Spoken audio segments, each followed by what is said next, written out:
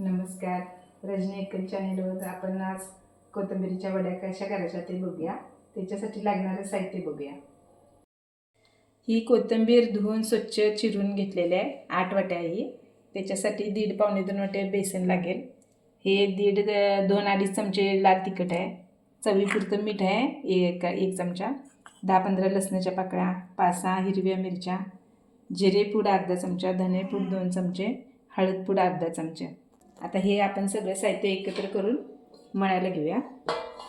तर हे असं त्याच्यामध्ये घ्यायचं आणि हे सगळं त्याच्या आधी आपल्याला लसूण आणि आलं लसणाची पेस्ट करून घ्यावी लागेल आणि ह्याच्यात घालून हे सगळे मसाले घालून आपण मळून घ्यायचं आहे. हे आता असं सगळं ह्याच्यात साहित्य टाकून घ्यायचं. धनेपूड, हळद आणि हे आले लसूण आणि मिरची चिचून घेतलेले आहेत. त्याच्यामध्ये आता मीठ टाकायचं आहे.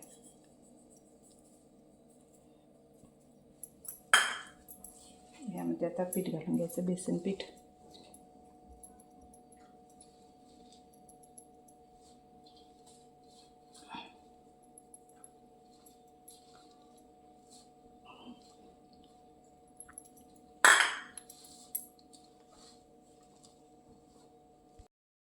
हे असं पीठ घट्ट होईपर्यंत मळून घ्यायचं आहे. म्हणजे फक्त कोथिंबीरीत पीठ मावेल असंच घालायचं आहे. त्याला काय पाणी घालायची गरज नाही आहे.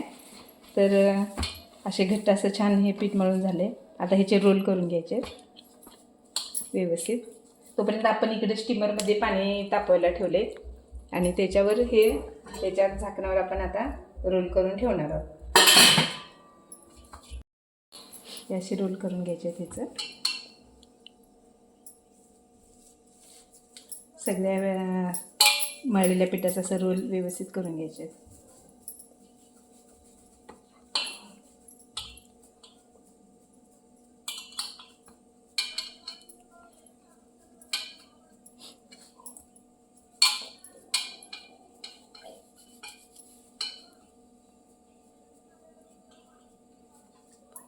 हे असे करून ठेवायचे सगळे रोल. आता हे आपले रोल तयार करून झालेले आहेत. इकडे वाफ पण तयार आहे. तर हे आपण असे रोल वाफवायला ठेवूया.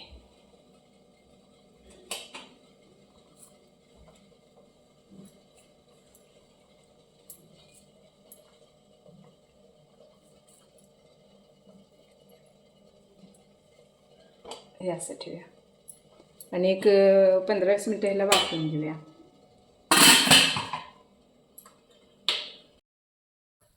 आता वड्या आपल्या शिजून तयार झालेल्या आहेत वाफवून. तर ह्या परत थंड करून घ्यायच्या आणि मग नंतर थंड झाल्यावर कापून मग तळायला घ्यायचे. आता ह्या वड्या आपल्या थंड झालेल्या आहेत. तर या व्यवस्थित अशा छान कापून घ्यायच्या.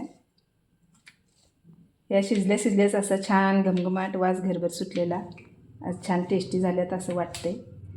आता तळून बघितल्यावरच कळेल त्याची टेस्ट. आता तेल गरम झालेलं. आता ह्या तेलात टाकायचं त्याच्यात.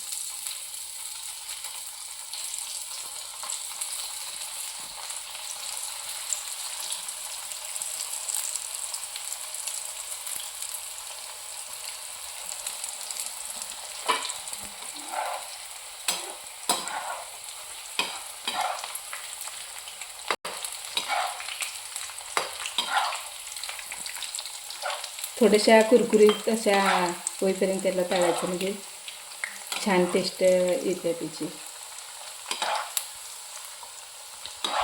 ह्या छान असं लालसर कलर येईपर्यंत तळलेल्या आहेत.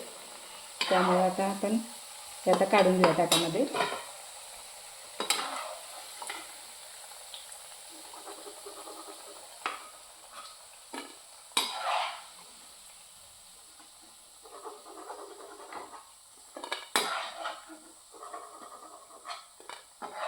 चांगलं तेल गाळून घेतलं तर तेलकटपणा राहत नाही त्याच्यामध्ये. तर ह्या बघा अशा छान असं जाळीदार दिसायला लागल्यात वड्या. त्यामुळे छानच अशा कुरकुरीत झालेल्या आहेत ह्या अशा मस्त. तर सगळ्या वड्या आता कापून घ्यायचे आणि तळून घ्यायचे अशा.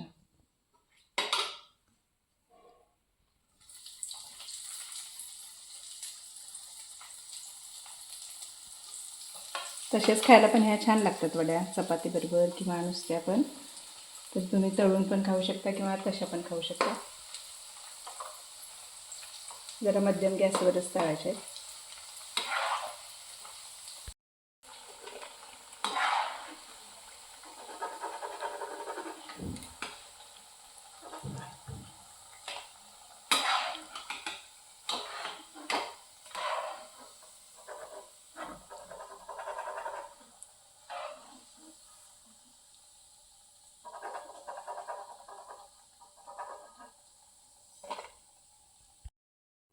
तर ह्या अशा पद्धतीनं आपल्या वड्या छान तयार झालेल्या आहेत. छान मस्त वास पण यायला लागला आणि खाताना टेस्ट पण छान लागायला लागल्या. एकदम सुंदर झाल्यात वड्या. तर तुम्ही पण करून बघा आणि कशा लागतात ते आम्हाला कळवा. आमच्या चॅनलला तुम्ही लाईक करा, शेअर करा आणि सबस्क्राईब करा. पुन्हा आपण दुसऱ्या रेसिपीसह भेटूयाच. तोपर्यंत धन्यवाद.